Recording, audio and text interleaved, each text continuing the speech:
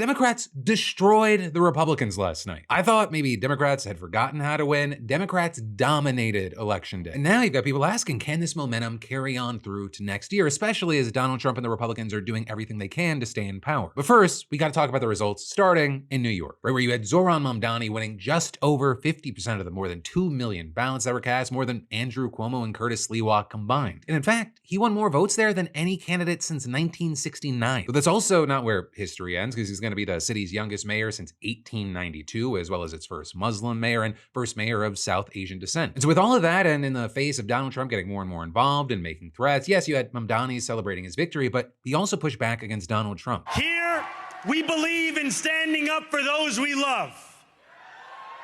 Whether you are an immigrant, a member of the trans community, one of the many black women that Donald Trump has fired from a federal job, a single mom still waiting for the cost of groceries to go down, or anyone else with their back against the wall. If anyone can show a nation betrayed by Donald Trump how to defeat him, it is the city that gave rise to him.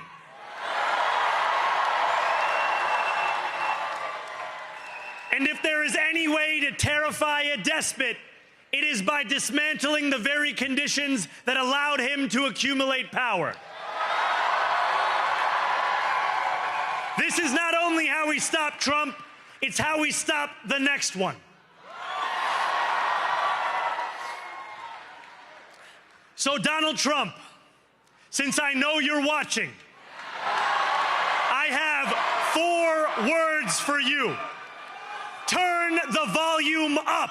Right, and with that, you had many Democrats and left-wing figures celebrating, and that including Alexandria Ocasio-Cortez, who also really highlighted what was so standout about Mamdani's victory. He had to not just defeat a Republican, he had to defeat a Republican and the old guard of the Democratic Party at the same time.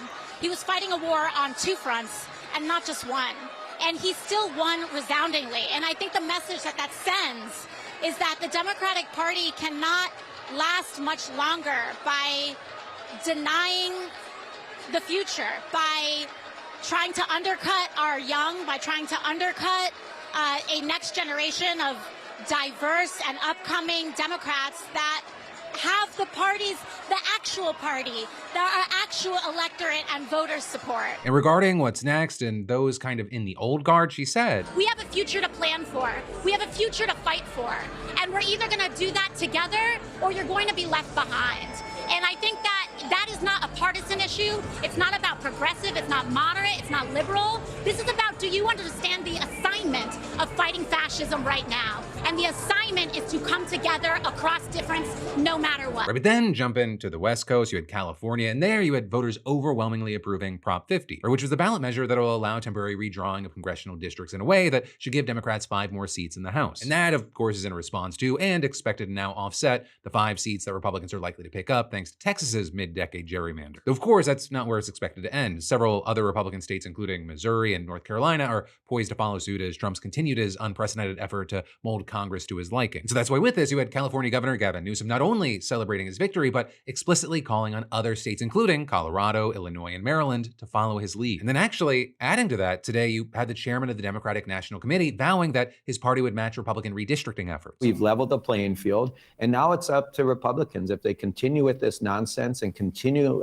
going down this road of trying to redistrict, unconstitutionally redistrict in Republican-controlled states, we're going to meet them state by state. Now from there, we've then got to go to Virginia, where Democrats won every statewide contest. They flipped 13 seats in the state legislature to win their biggest majority in nearly 40 years. And that, as former Representative Abigail Spanberger won the governor's race by 15 points to become the state's first female governor. In fact, even Jay Jones, the Democratic nominee for Attorney General, won his race despite that scandal involving violent text messages that he sent back in 2022 about his political opponent. And then finally for Virginia, you had Ghazala Hashmi. She's projected to be Virginia's lieutenant governor, which will make her the first Muslim woman elected statewide. Right, and then we jumped to New Jersey, where you had current Representative Mikey Sherrill getting the win by roughly 13 points, beating out former state assembly member Jack Ciattarelli, who also, I'll say this is a big thing, came within 3 points of victory back in 2021. But then with all that, there's still the question of, well, where did Dems go from here? Mamdani is progressive politics, got him the win in New York, but Spanberger and Sherrill, they're way closer to the center, and that obviously worked out just fine for them in their states. And so then with that, you have some saying that this is setting up a battle over who defines the party. So again, quick thing, I'm just gonna inject my opinion here. I did this yesterday. Outside of a national election, you don't need to run a singular thing. Different strokes for different folks, though there is a certain area of overlap. And that's gonna be, or at least it should be, populist ideas like affordability and cost of living. And to that point, Mamdani, Spanberger, and Sherrill focused on affordability and the cost of living in their campaigns, while also going after Trump. But again, the Trump stuff is also after Trump. Trump bad isn't by itself a winning campaign. Well, anecdotal though I see stories like this popping up online, anything that I've gone to in person, it's been a lot of people yelling at representatives, tell us what you're going to do for us other than them bad. Though, that aside, I will say that Republicans, right now, they're doing everything they can to make Mamdani the face of the Democratic Party. Though that also as they blatantly mischaracterize his views. In fact, just last week, the National Republican Congressional Committee, they sent around a memo claiming that Hakeem Jeffries' last-minute endorsement of Mamdani was evidence that the Democratic Party had been hijacked by leftist radicals, and adding, Mamdani is a socialist hostile to America, supports an agenda ripped directly from the pages of the Communist Manifesto, is openly anti-police, and is funded by groups with ties to terrorist organizations. But I'll say, the mischaracterization aside, the ludicrous stuff aside, and there was really no shortage of it going into the election, and we're going to continue seeing stuff. The Mamdani factor and how it plays, especially going into the midterms, it's likely going to be dependent on how he performs in New York, right? What is he able to accomplish? If he's not able to accomplish certain things or he fails places,